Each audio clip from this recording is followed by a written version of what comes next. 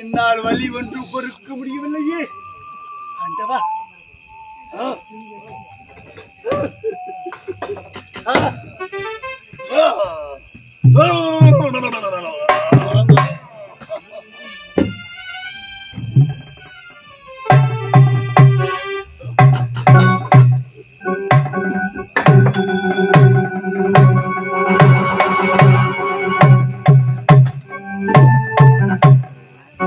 எத்தனையோ மேறு மலையை வாரி எறிந்தேனே, எத்தனையோ வீரர்களும் சம செய்தேனே.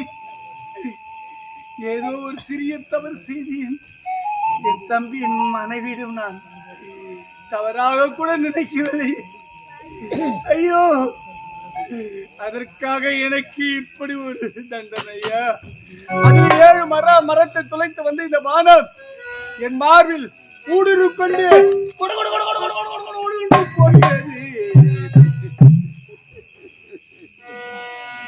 இது யாருடைய பானம் என்று என்னால் எண்ணி பார்க்க முடியவில்லையே. இறைவா, இந்த பானம் யாரவன்? இந்த பானம் யாரவன்? எவியவன் எவன்?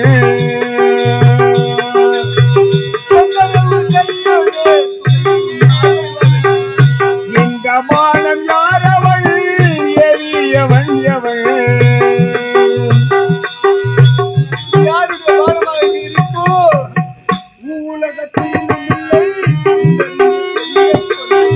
மூலகத்திலும் இல்லை மூங்கலிங்கு பெரிய தொல்லை.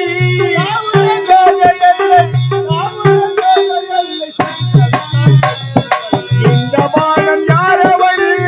எவியவன் எவன்? யாருடைய பானமாக இருக்கோ?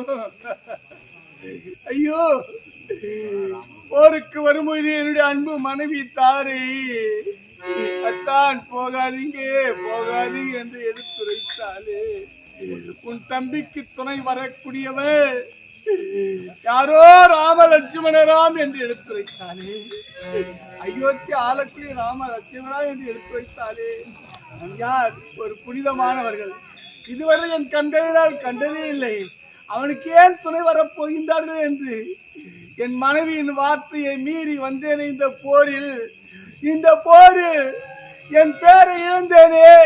யாரை நான் யாரை தழுவ போகிறேன்?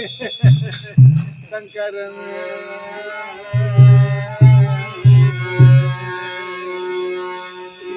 இது யாருடைய பானம்? சங்கரன்,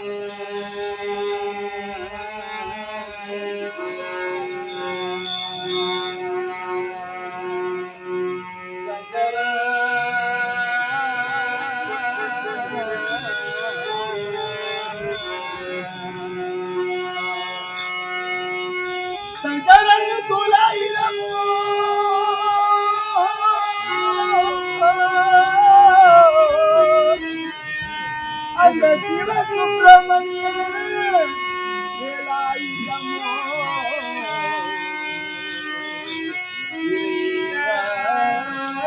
அந்த அன்புடன் தன்னை பெற்றேன்.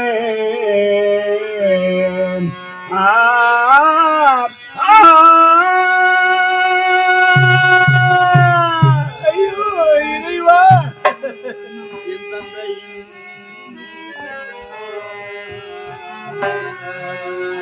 என் தந்தை தேவத்தில் இருக்கின்றாரே, என் தங்கை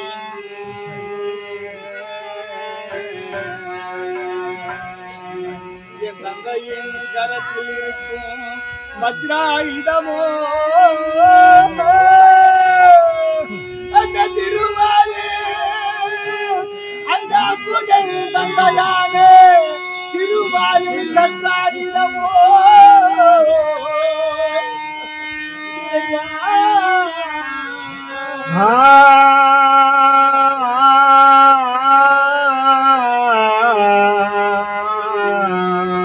இறைவா இறைவா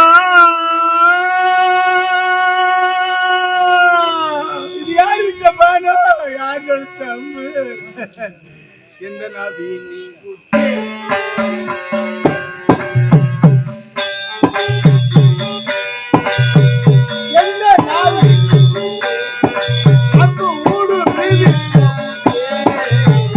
எந்த நாவி போகுதே அம்பு ஊடுருவி பாயுதே எந்த நாவி போகுதே இந்த மரங்கள் எத்தங்கள் தான் யாரோ இந்த மரங்கள் எத்தங்கள் தான் யாரோ எந்த நாவி போகுதே அம்பு ஊடுருவி பாயுதே எந்த நாவி போகுதே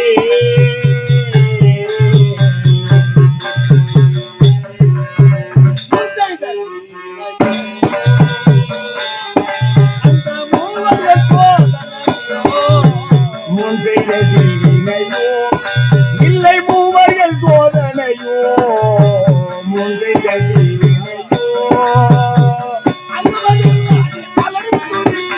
அங்க பதறுதி ஐயோ நான் என்ன செய்வேன்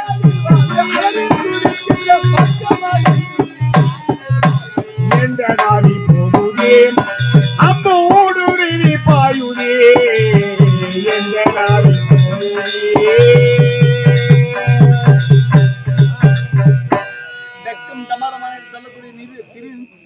அவதாரி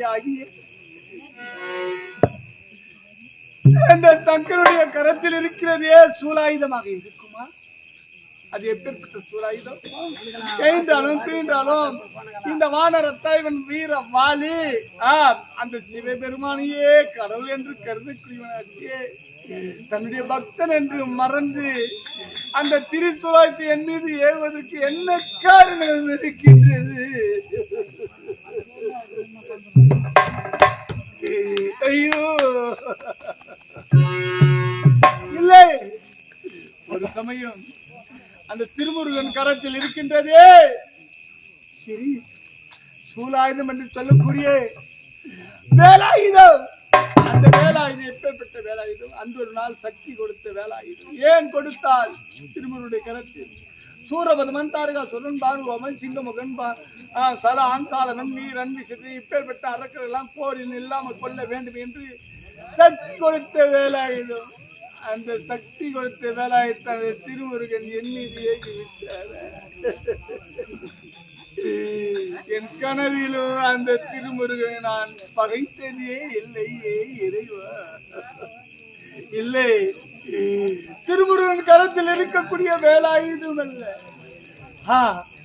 ஒரு சமயம் என் தந்தையின் கரத்தில் இருக்கின்றதே வஜ்ராயுதம். அந்த வஜ்ராயுதமாக இருக்குமா? அது எப்பேற்பட்ட வஜ்ராயுதம்? ததிசிவுடைய முதுகு எலும்பினால் செய்யப்பட்ட வஜ்ராயுதம். ஒரு சமயத்தில் சோமுகாசுரனை கொண்டு விருத்ராசுரனை கொள்வதற்கென்று முடிவு பொறுத்தாம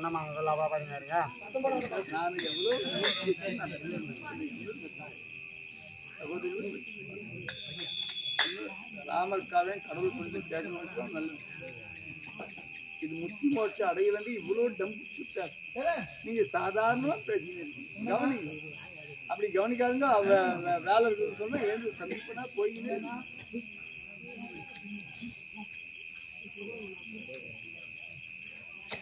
வார்த்தைகள் வந்து சதமா வரணும். பேசிட்டீங்கன்னா எனக்கு அந்த வார்த்தையே வராது. ஆகவே அந்த தரிசன முனிவருடைய முதுகு எலும்பினால் செய்யப்பட்ட வஜ்ராயுதமாக இருக்கும். அது எப்பேற்பட்ட வஜ்ராயுதம்? தேவர்களோ அரக்கர்களோ சமருக்கு சென்றார்கள். செல்லும் பொழுது விருத்ராசுரனை கொல்வதற்கென்று அந்த இடத்தை எல்லா ஆயுதத்தையும் தேவர்களும் அரக்கர் ஓர் இடத்தை வைத்தார்கள். ததிசிய முனிவரை காவல் வைத்தார்கள்.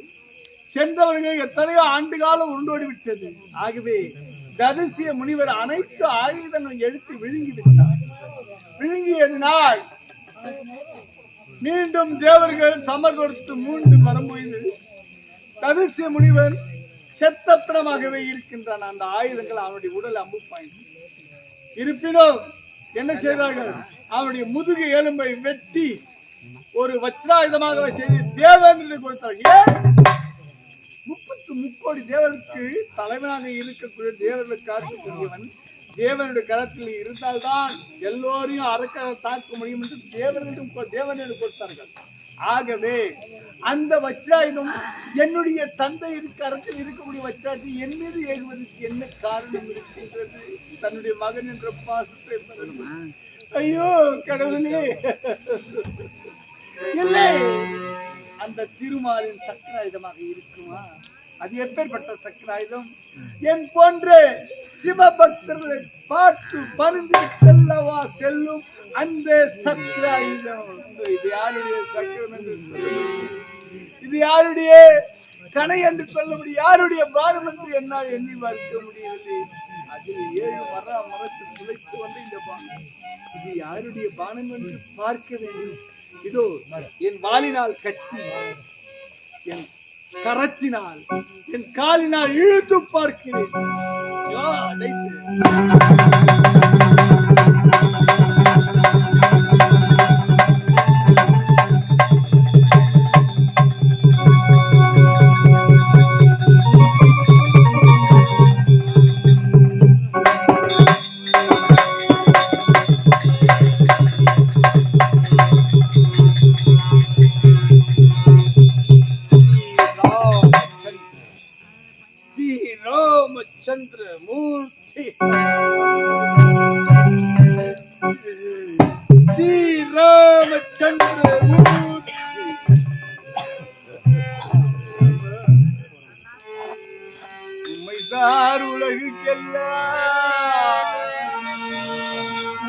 மந்திரத்தை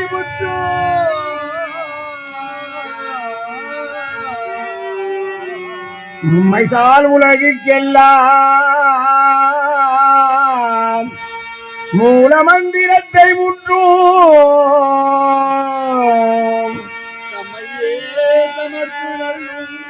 தனி பெரும் பதத்தை தானே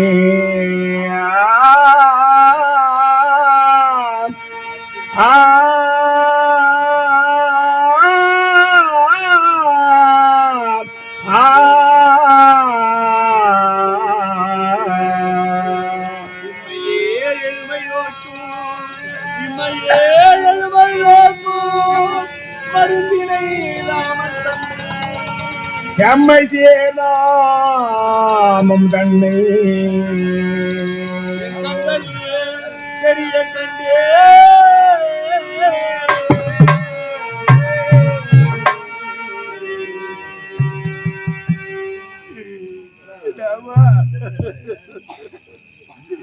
எங்கே இருக்கிறாய் ராமா? இப்பேற்பட்ட பாரத்தை 7 மரத்திலும் மறைந்திருந்து என் மீது ஏகிவிட்டு எங்கே மறைந்திருக்கின்றாய் ராமா? வா ராமா, அடே சாப்பாட்டு ராமா, அயோக்கி ராமா, மட ராமா, ஜடி ராமா, ராமா நீதி பிசங்கிய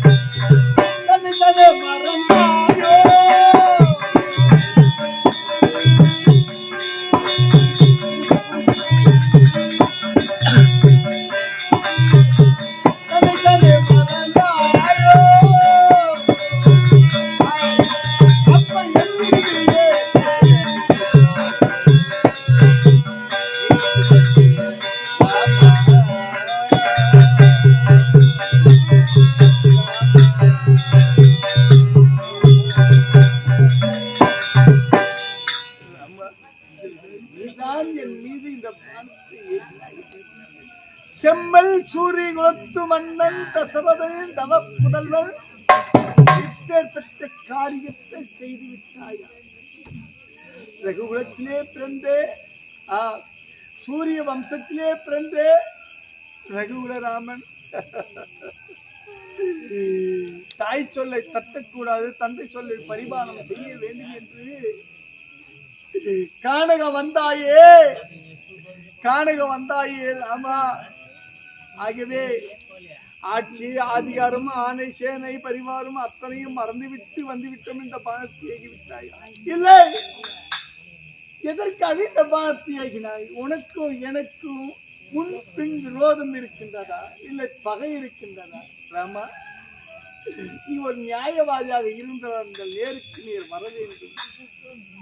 என்னுடைய தம்பிக்கும் எனக்கும் நடந்த போராட்டத்தை ஒரு நியாயவாதியாக நீ இருந்து ஆற தீர விசாரித்து என் மீது இந்த பானத்தை ஏகி இருக்கிறீர்கள். அத்தனையும் விட்டு ஒருவனுக்கு பரிந்து ஒருவனை கொள்வதா உன்னுடைய தர்ம சாஸ்திரம் நீதி நெறி வழுவாமல் நேர்மையாக நடந்த இந்த செம்மல் சூரியகுலத்து மன்னன் நீயாய் காரியத்தை செய்தான். ராமா, மாட மாளிகை கூட கோபுரம் மலர்பஞ்சனம் மயிலாசனம் மரகத நாற்காலி அத்தனையும் இழந்து விட்டோம் என்று இந்த காரியத்தை செய்தாயா. ஆட்சி அதிகாரம் சேனை பரிவாரம் என்று சொல்லக்கூடிய அத்தனையும் மறந்து இந்த காணகம் வந்து விட்டோம் என்று இந்த காரியத்தை செய்தார். சத்தியம் தனை கார்க தசரதன் உனது தந்தை சோகத்தால் போயன்று மடிந்தார்.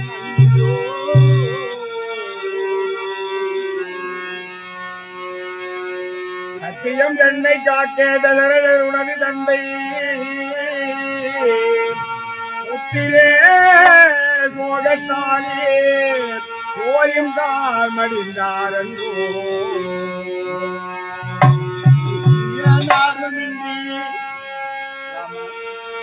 நித்தியனாருமின்றி நலனாய் வந்துவிட்டு அஸ்திரம் எழுதியிருந்தே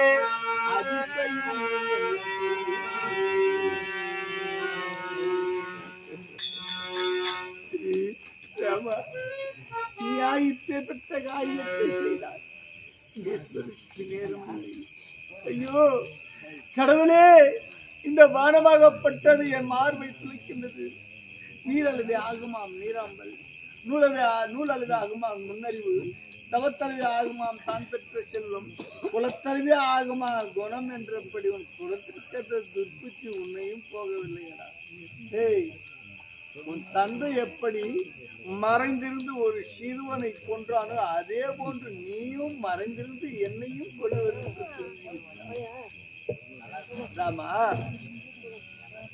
அதாவது தலபோசாமனுடைய மகன் குருபுத்திரன் தன்னுடைய தாய் தந்தைகள் வயதாகி விட்டார்கள். மகனே குருபுத்திரா, எங்களுக்கு வயதாகி விட்டது, கண் பார்வை இழந்து விட்டது. ஆகவே நாங்கள் காத்து யாத்திரைக்கு போக வேண்டும். காவடியில் வைத்து முன்னும் பின்னுடைய தாயும் தந்தையை தூக்கி செல்லப்பா என்று சொன்னாங்க. அதே போன்று தூக்கி சென்றான் குருபுத்திரன். கானக வழியாகுது. கானக வழியாக போகும் சமயத்தில் அந்த தாய் தான் சலமசா முனிவரும் தன்னுடைய தாயானவர்கள் என்ன சொன்னார்கள்? ஐயோ மகனே, எனக்கு தாகம் அதிகரித்து விட்டது, எங்கேயும் சென்று ஜலம் கொண்டு வாப்பா என்று சொன்னார்கள். தலபோசா முனிவர் தன்னுடைய மகன் குருபுத்திரன். அந்த சமயத்தில் உன்னுடைய தந்தை தசரதன் யானைகளை வேட்டையாட வேண்டுமே என்று கானகம் வந்தான். கானகம் வந்து யானைகளை வேட்டையாடினான். வேட்டையாடும் சமயத்திலே பல யானைகள் அடிபட்டு ஓடியது, பல யானைகள் சிதறி ஓடியது. சிதறி ஓடிய அடிப்பட்ட யானையை விட்டு போக வேண்டுமே அல்லவா உன்னுடைய தந்தை? இந்த நீரோடிக்கு வரும் அந்த சமயத்தில இந்த யானையை மறைந்திருந்தே கொள்ள வேண்டும் என்று ஒரே முடிவெடுத்தார். எல்லா வீரர்களும் நேருக்கு நேர் என்று பானம் தொடுவார்கள். ஒரு விரோதிகள் இருந்தால் ஒரு அரக்கர்களோ அரசர்களோ இருந்தால் நேருக்கு நேர் பானம் சொல்லுவார். ஆனா உன்னுடைய தந்தை தசரதன் மட்டும் நேருக்கு நேர் நிற்கக்கூடியவர்களை பின் தொடர்ந்து பானகம் ஏகி அவர்கள் கொள்ளுவாங்க. அதுபோன்று அந்த நீரோடையில் யானை வந்து ஜலம் அருந்தும் நம் மறைந்திருந்து பின்புறமாகவே பானத்தை ஏகி அந்த யானையை கொல்ல வேண்டும் என்று ஒரே முடிவாக இருந்தான். இருக்க சமயத்தில் இந்த குருபுத்திரன் என்ன செய்யறான், வருகின்றான் தாய் தந்தையை தூக்கி கொண்டு வரும் சமயத்தில், அப்பா குருபுத்திரா மகனே, தலபுசா முனிவரும் தாயும் சொல்லுகின்றார்கள், தாகம் அதிகமாகிவிட்டதுப்பா. கானகம் வருகின்றான், கானகத்தின் வழியிலே தாகம் அதிகமாகி விட்டதுப்பா. எங்கேயாவது சென்றீங்களுக்கு தண்ணீர் கொண்டு வாப்பா, என் உடலை விட்டு உயிர் பிரிந்துவிடும் போல் தெரிகிறது என்று எடுத்து வைத்தார். தண்ணி கொடுக்கிறார் போல.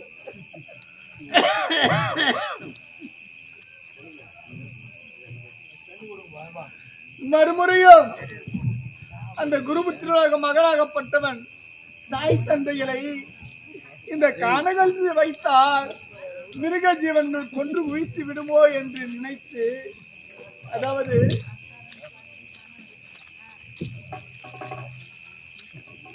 மரக்கிளையில் சிக்க வைத்தான். மரக்கிளையில் மாட்டி வைத்து சொம்பு எடுத்தால், கெண்டிகை என்றால் சொம்பு, அந்த சொம்பை எடுத்து தாய் தந்தைக்கு தண்ணீர் கொண்டு வருவதற்காக நீரோடைக்கு செல்லுகிறார். அந்த நேரத்தில் உண்டிய தந்தை யானை வந்து ஜலம் அருந்தும் என்று மரத்தில் மறைவிலே மறைந்து கொண்டு காத்து கொண்டிருக்கிறான். காத்து கொண்டு எப்படி இருக்கிறான், பின்புறமாகவே பானத்தை வேண்டும், பின்புறமாகவே பானத்தை அந்த யானையை கொல்ல வேண்டும் என்று வைராக்கியமாகவே மரத்தில் மறைவிலே மறைந்து கொண்டிருக்கிறான். இந்த குருபுத்திரன் தாய் தந்தைக்கு தண்ணீர் கொண்டு வருவதற்காகவே சென்றானே, அந்த சொம்பை கொண்டு வந்த அந்த கெண்டிகைன்னு சொல்லக்கூடிய சொம்பை கொண்டு ஜலத்தை அள்ளினா, ஜலத்தை அள்ளும் சமயத்தில் அந்த ஜலமாகப்பட்டது சொம்பு கொண்டு கொண்டு கொண்டு கொண்டு கொண்டு கொண்டு கொண்டு சொம்புக்கு உள்ளே அந்த சத்தத்தை கேட்டு உன்னுடைய தந்தை தசரதன் யானைதான் வந்து ஜலம் அருந்துகிறது என்று நினைத்து மறைந்திருந்தபடியே, யானைதான் என்று மறைந்திருந்தபடியே பானத்தை பின்புறமாகவே அறியா சிறுவன் மார்பை தைத்தது. ஐயோ அப்பா அப்பா அப்பா அப்பா என்று துடிதுடித்து விழுந்தான். அங்கே உயிருக்கு குருபுத்திரன் போராடி கொண்டிருக்கின்றான் அவன் தந்தையின் பானம் பற்றி. இங்கே தாய் தந்தைகள் தலபோசா முனிவரும் அந்த அம்மையாரும் அங்கள் இருவருக்கும், மகனே குருபுத்திரா, யாரும் தண்ணீர் கொண்டு வாடா, எங்க உயிர் போகுது, எங்களுடைய உயிர் என் உடலை விட்டு போகிறது என்று அவர்கள் துடியாக துடிக்கின்றார்கள். துடிக்கும் சமயத்தில் உன்னுடைய தந்தை என்ன செய்தான், தசரதன் ஓடி வருகிறான். இந்த வயதானவர் கண் பார்வை இருந்த இடத்தில் ஓடி வந்து, ஐயா தண்ணீர் தாக்கமா, யானை என்று நினைத்து உன்னுடைய மகனை கொன்று குவித்து விட்டேன், என்னை மன்னித்து விடுங்கள் என்று மன்றாடினான். அந்தனரிடம் அன்றாடும் சமயத்தில் அவன் தான் கூறினான், அடப்பாவி, எனக்கு இருந்தது ஒரே ஒரு மகன் குருபுத்திரன். ஆனால் தாய் தந்தையுடைய வார்த்தையை கேட்டு கானகம் தூக்கி வரும் சமயத்தில் இந்த காலத்திலே கொன்று குவித்து விட்டேட பாவி துரோகி தசரதா, எங்களுக்கு யார் இருக்கின்றார்கள், என் மகனும் இறந்தான், அதே போன்று என் புத்திர சோகத்தில் நாங்களும் செத்துடுவோம், அதே போன்று உன் புத்திர சோகத்தில் நீ சாக கடவுள் என்று சாபத்தை கொடுத்தார். அந்த தலபோசா முனிவரான் அதே போன்று உன் சித்தன்னையின் வார்த்தையை கேட்டு கைகையின் வார்த்தையை கேட்டு என்ன செய்தாய், நீ கானக புறப்பட்டாய். மகனே, நாளை உனக்கு பட்டாபிஷேகம் செய்யும் சமயத்தில் ஓடி வருகிறார் உன்னுடைய தந்தை. ஒரு நேரத்தில் பேசுவதற்கு நேரம் இல்லை.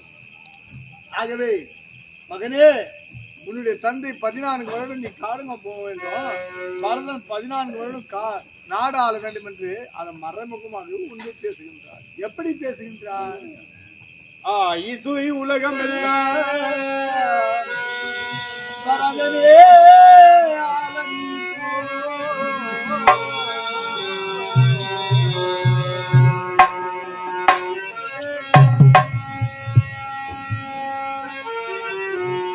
ஆதிசூர் உலகமெல்லாம் பரதனியே ஆலனி போ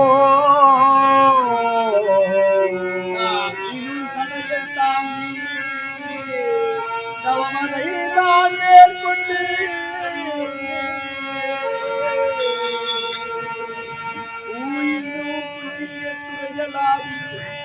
ஏழு இரண்டாண்டு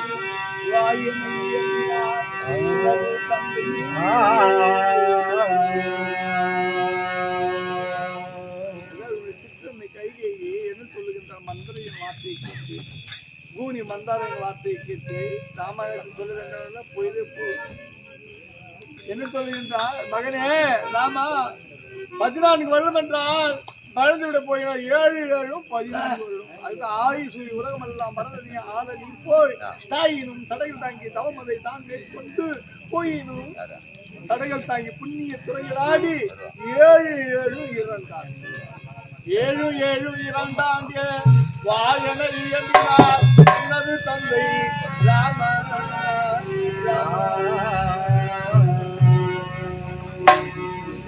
வார்த்தை கேட்டு வந்தார் ராமா சரி எப்படியோ அந்த ராவணன் உன் மனைவியை தூக்கி சென்ற ஒரே ஒரு வார்த்தை உரைத்திருந்தால் அதே ராவணா என்று என் மற்ற வாழை அசைத்திருந்தால் அவன் கொண்டு வந்து விட்டிருப்பான் உன் மனைவி அதாவது உன்னுடைய பாதைக்கு ஒப்படைத்து விட்டிருப்பான் இங்க பார் ஒரு சமயத்தில் அந்த ராவணனை அவனை விட பலசாலியில் யாருமே இல்லை என்று இமாச்சலத்தை அடி அடித்து அவனை மொட்டை வாழ் கட்டி வீட்டு வந்து என்னுடைய மகன் அங்கதனுக்கு பந்தக சாலையிலே அதாவது என் மகன் அங்கதனை அதாவது ஊஞ்சல் கட்டி ராவணனை கட்டி விளையாட காண்பித்து மறைந்திருந்து கொண்டிருக்கிறார் பந்தக சாலையோடு தூக்கி சென்றவன் உண்டிய மனைவியை ஜானகி அதாவது ஜானகி அந்த ராவன் ஒரே ஒரு வார்த்தை உழைத்திருந்தால் ராவணா நீ அங்கே அதாவது உன் மனைவிக்காக ஒரு மனைவிக்காக அங்க போற அங்க போயிட்டு என்ன பண்ண எல்லா தாலியாருக்கு போற 1100 கோடி பேர் தாலியாருக்கு போற அதாவது என்னுடைய ஒரே ஒரு வார்த்தை கேட்டிருந்த அனைவரையும் கொண்டு வந்து எந்த ஒரு யுத்தம் இல்லாமல் முடித்து எதை சொல்வது என்று எனக்கு புரியவில்லை மெடித்து விட்டது நீ மிக திறமையாகவே பேசுகிறாய் ஏன் பேச மாட்டாய் அரணை கண்டு அரிய பெரிய வரங்களை பெற்றவன் நீ இந்த அஸ்ததிக்கில் உள்ளோர் அதிர்ச்சடைய வண்ணம் அங்கதன் என்ற மகனை என்ற வண்ணி அது மட்டுமல்ல அமிர்தத்திலே பிறந்த தாரை என்ற பெண்ணை மணந்த வண்ணி அப்படி இருந்தும் சிவபெருமான் பெற்ற வரும் என்ன என்னோடு எதிரிகள் போர் புரிந்தால் அவருடைய பாதி பலம் என வந்து அடைய வேண்டும் என்று சிவபெருமானிடம் வரத்தை பெற்றாய் ஆனால் உன்னுடைய தம்பி ஒரு பாவம் ஒரு குற்றம் அறியாதவன் அவனுடைய மனைவியை நீ தாரமாக்க நினைத்தாய் இதுவெல்லாம் தவறில்லையா அப்படியெல்லாம் பார்க்க போனால் நீ செய்தது மட்டும் எந்த வகையில் நியாயம் என்று கூறுகிறாய் சரி அது போகட்டும் ஏன் 5 ரூபா பிடித்த பறவைகளும் மிருகங்களும் கூட எத்தனையோ நன்றியை செய்திருக்கின்றன ஜடா என்று பட்சியானது ஜானகியை சிறை கொண்டு போன அந்த ராவணனோடு போராடி தன்னுடைய உயிரையே துறக்கவில்லையா கஜேந்திரன் என்கின்ற யானை அதாவது முதலையும் வாயில் சிக்கிய கஜேந்திரன் என்கிற யானை ஆதி மூலமே என்று அழைக்கவில்லையா சாகுந்தன் என்ற பட்சியானது சகுந்தலைக்கு பால் கொடுத்து வளர்க்கவில்லையா ஏன் வானரடமை உனக்கு மட்டும் அறிவு இல்லாமல் போயிற்று அது மட்டுமல்ல நான் ஒரு சமயம் தண்டகாருண்யம் வந்தேன் அப்படி தண்டகாருண்யம் ஒரு பொழுது என்னுடைய காலிலே ஒரு முள் தைத்தது அந்த முள்ளை நான் பிடுங்கினேன் அப்பொழுது உதிரமானது பெருட்டு வந்தது அந்த உதிரத்திலே ஒரு பெண் பிறந்தாள் அவள்தான் உதிரலட்சுமி அவளை என்னை கட்டி அழைத்து மொத்தம் தர வேண்டும் என்று கேட்டார் அதற்கு நான் என்ன உரைத்தேன் தெரியுமா நான் யாகபத்திர வருதன் என்னுடைய மனையாள தவிர வேறு யாரும் நினைக்க மாட்டேன் அதனால் உனக்கு ஒரு முத்தம் என்ன 1000 முத்தம் தருகிறேன் ஆனால் இப்பொழுது கிடையாது அடுத்த தோர யுகத்திலே வசுதேவருக்கும் தேவதி அம்மையாருக்கும் 8வது மகனாக கண்ணனாக பிறக்க போகிறேன் அப்பொழுது நீ யசோத வனத்திலே மூங்கலாக பிறந்திரு அந்த நேரத்தில் உன்னை அடியும் நுனியும் தடுத்துவிட்டு புல்லாங்குழாக செய்து கொண்டு ஒரு நாளைக்கு 1000 முத்தம் தருகின்ற உரைத்தேன். ஆனால் உன்னை போன்று அற்பாசைக்கு முற்படவில்லை. நீ என்ன செய்வாய்? நீ அஞ்ஞான இருளிலே முழிந்து கொண்டிருக்கிறாய். இப்பொழுது பார், இவனை மெஞ்ஞான ஒளியை தருகிறேன். இதிலிருந்து நான் யார், நீ யார், நாம் எதற்காக புரிதம் என்று நீ ஏன் என்று சொல்வாய்?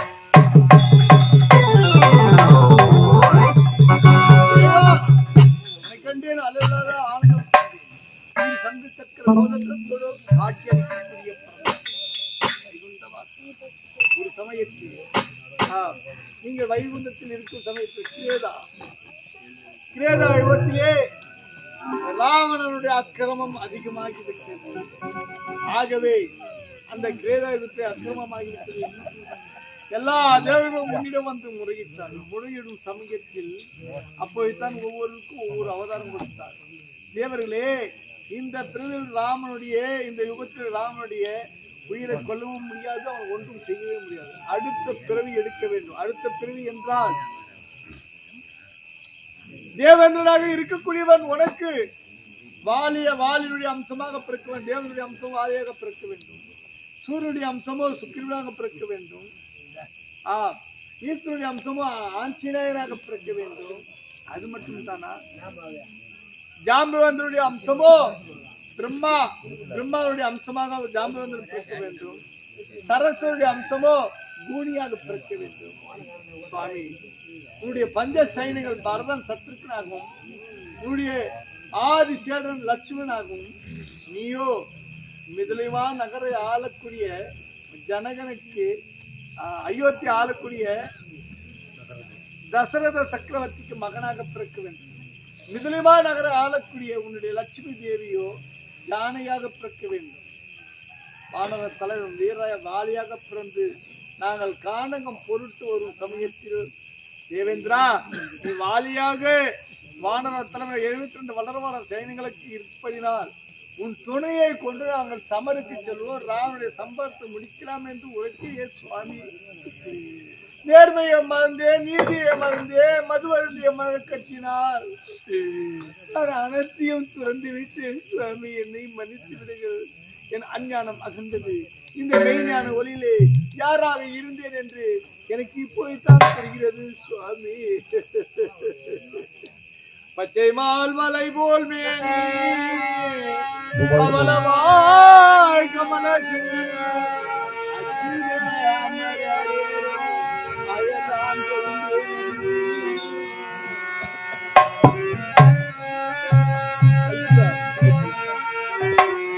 பச்சை மாமலை போல் மேனி பவளவாய் கமல செங்கல் அச்சுதா மலர் ஏறி ஆயிரம் கொழுந்திய எண்ணும்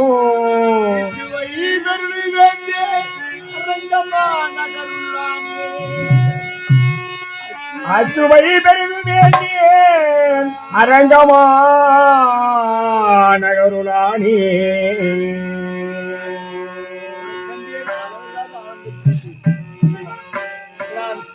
மாண்டு மடிந்து விட்டால் எத்தனையோ புண்ணியங்கள் செய்தால் அவருக்கெல்லாம் இந்த புண்ணிய மரணம் கிடைத்தது. உங்களுடைய பானத்துல எனக்கு புண்ணிய மரணம் கிடைத்தது. ஆனால் நான் மரிக்கையானால் என் மகன் இளவரசை, அதாவது அங்கதனுக்கு இளவரச பட்டத்தை கொடுத்து சுக்கிரனுக்கு தலைவனாக பட்டத்தை, அதாவது 72 வானர சைனிகளோடு சென்று நீங்கள் ராவண சம்பாரம் முடிக்க வேண்டும்.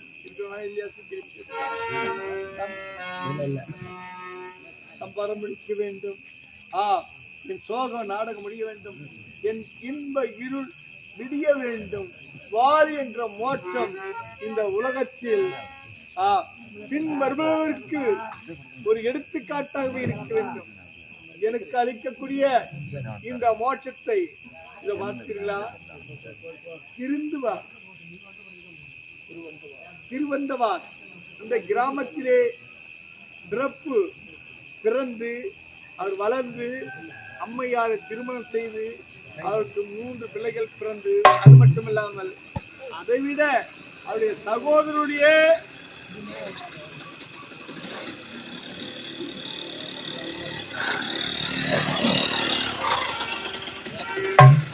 சகோதரருடைய பெண்கள் அவருடைய மகளாக ஏற்று அனைவரும் சேர்ந்து ஓர் இரவு கண் விழிக்க வேண்டும். தன்னுடைய சிறிய தந்தை பெரிய தந்தை முனுசாமி ஐயா அவர்கள் சாலோக சாரூப சாயுச்ச சாமிமணி சொல்லக்கூடிய 4ஆம் மதி அடைய வேண்டும் என்று முக்தி பெற வேண்டும்.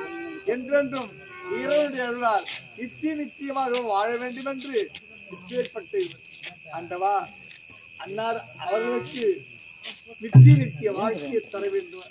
ஆண்டவனுடைய கிருபையினாலும் இந்த உலகத்தின் முடிவு அனைத்து உங்களுக்கே தெரியும். எல்லாம் வல்லல் இறைவனுக்கே உண்டாகும். என் இன்ப நாடகம் முடியட்டும், என் இன்ப சோகம் விடியட்டும்.